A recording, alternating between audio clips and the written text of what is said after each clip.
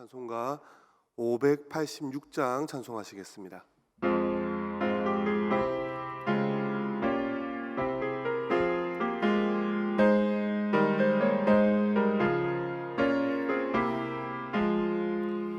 어느 민족 누구게나 결단할 때 있나니 참과 거짓 싸울 때에 어느 편에 설 건가.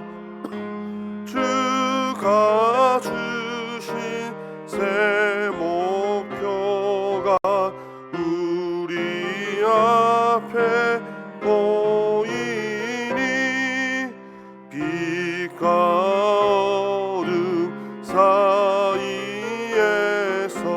선택하며 살리라. 고상하고 아름답다 진리 편에 서느니 진리 위해 억압받고 명예이익 잃어도 비겁한 자 물러서라. 용감한 자 굳세게 낙심한 자 돌아오는 그날까지 서리라. 순교자의 빛을 따라 주의 뒤를 쫓아서 십자가를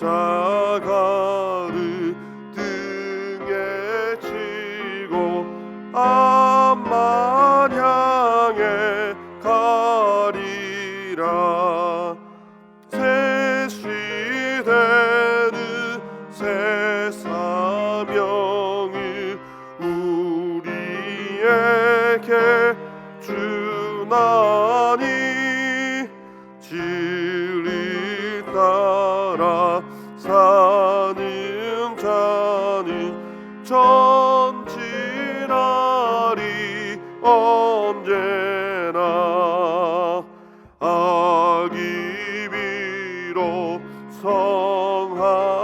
성하여도 진리 더욱 강하다. 진리 따라 살아갈 때 어려움도 당하리. 우리 가는 그 앞길에 어두운 장마 덮쳐도 하나님이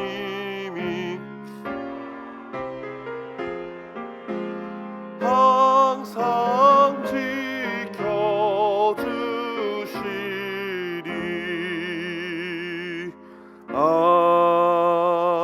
아멘. 시간 우리와 함께 한 목소리로 기도하실 때 오늘 저녁에 있을 수요 기도회를 위해서 기도했으면 좋겠습니다. 말씀을 전하시는 강성민 목사님을 위해서 수요 기도회 3일밤 기도를 모일 것입니다. 하나님, 목마른 심령으로 나온 하나님의 백성들에게 예비하신 은혜를 풍성히 누리는 밤이 되게 하여 주시옵소서. 주님을 더 뜨겁게 교제하는 밤이 되게 하여 주시옵소서. 특별히 계속 기도하실 때 담임 목사님과 교육자들을 위해서 기도해 주셨으면 좋겠습니다. 날마다 기름 부으심이 넘치게 하시고 약해지지 않도록 연육간의 강건함으로 붙잡아 주시옵소서. 기도하시고 교회를 위해서 기도하실 때 특별히 예배를 위하여 열정과 감동으로 예배드릴 수 있도록, 예배의 매너리즘에 빠지지 아니할 수 있도록 주님 날마다 예배를 통하여 주님과의 첫사랑을 기억하게 하시고 구원받은 감격이 예배로 통하여 살아날 수 있도록 열정과 감동으로 드리는 예배 되어질 수 있도록 이 시간 함께 한 목소리로 기도하시겠습니다. 주님 감사를 드립니다.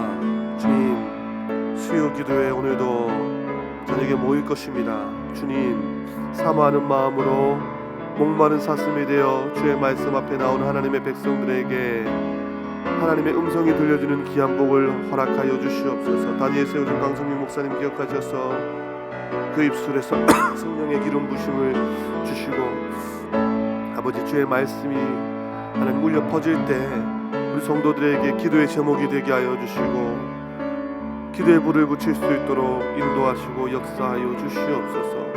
특별히 사모하는 마음으로 나온 하나님의 백성들에게 하늘의 문을 열어주셔서 예비하신 풍성한 은혜를 허락하여 주시옵소서. 주님 시민교회를 사랑하시는 주님 세우신 담임 목사님 기름 부어 주시옵소서. 주일마다 단위에서 하나님의 음성을 대언할 때 그 입술의 강건함을 허락하여 주시고 좌우의 날성금과 같은 하나님의 말씀이 우리 성도들의 신비에 새겨질 수 있도록 인도하시고 도와주십시오.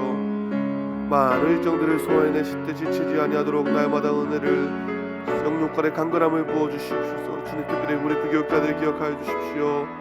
세우신 자리자리에서 아름다운 예배를 하나님께 영광 돌리게 하여 주시고 모든 필요한 쓸 것들을 주님께서 공급하시고 인도하여 주십시오. 주여 시간 예배마다 모든 예배마다 열정과 감격이 감동이 살아나게 하여 주십시오. 하나님께 예배할 수 있는 것이 얼마나 큰 은혜이며 살아계신 하나님의 얼굴을 배울 수 있는 이 시간이 얼마나 큰 은혜임을 깨닫게 하여 주시고 날마다 우리 심령 가운데 첫사랑이 회복되어질 수 있도록 주님 붙잡아 주시옵소서. 주여 예배로 통하여 주님 만나기를 소망합니다. 예배로 통하여 주의 임재를 경험할 수 있도록 주님 붙잡아 주시옵소서.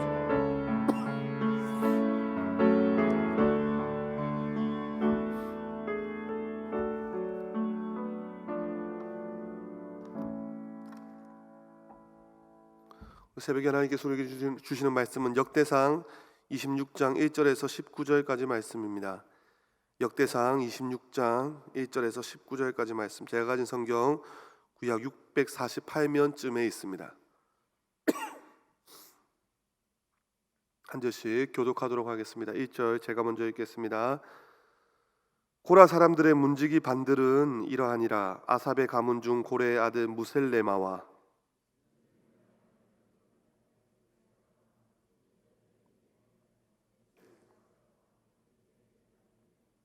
다섯째 엘람과 여섯째 요하난과 일곱째 엘요호에네이며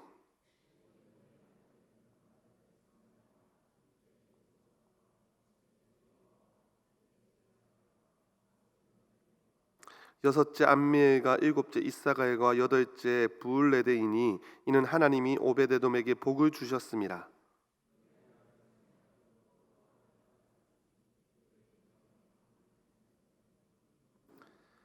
스마야의 아들들은 오드니와 르바엘과 오벳과 엘사밧이시며 엘사밧의 형제 엘리우와 스마가는 능력이 있는 자이니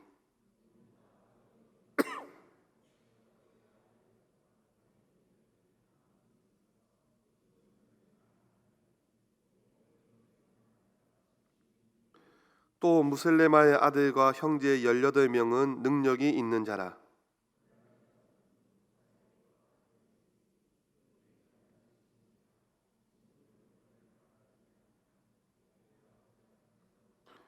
둘째는 힐기야요, 셋째는 드발리야요, 넷째는 스가랴이니 호사의 아들들과 형제들이 13명이더라.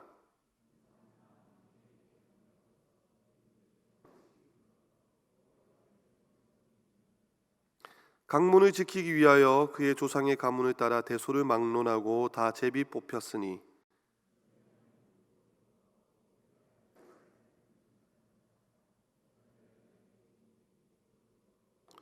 오베데돔은 남쪽을 뽑았고 그의 아들들은 곳간에 뽑혔으며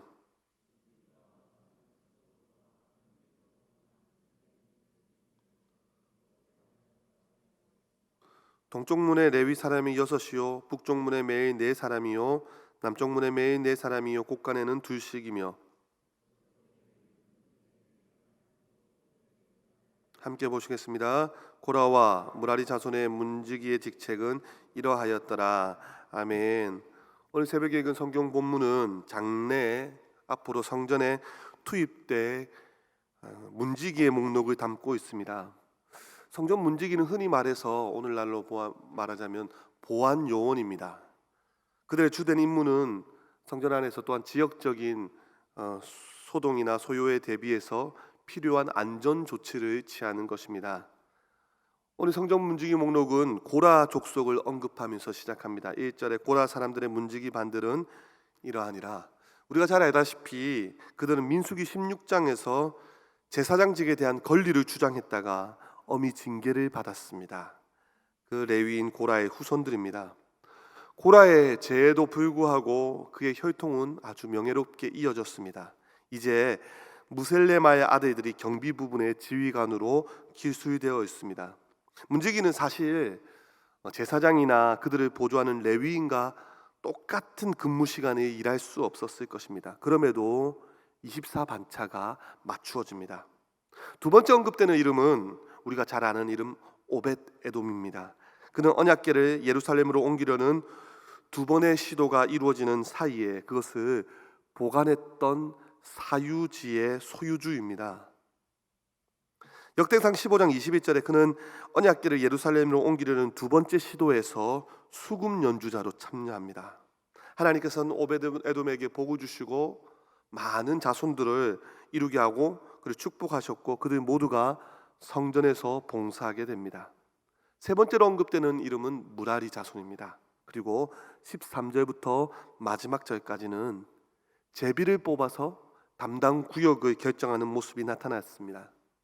제비를 뽑는다는 것은 하나님의 결정에 따른다는 것입니다. 하나님의 결정에 순종한다는 것입니다.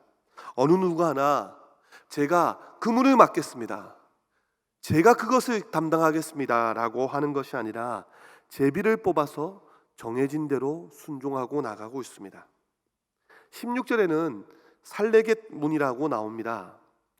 분문이라고 말합니다.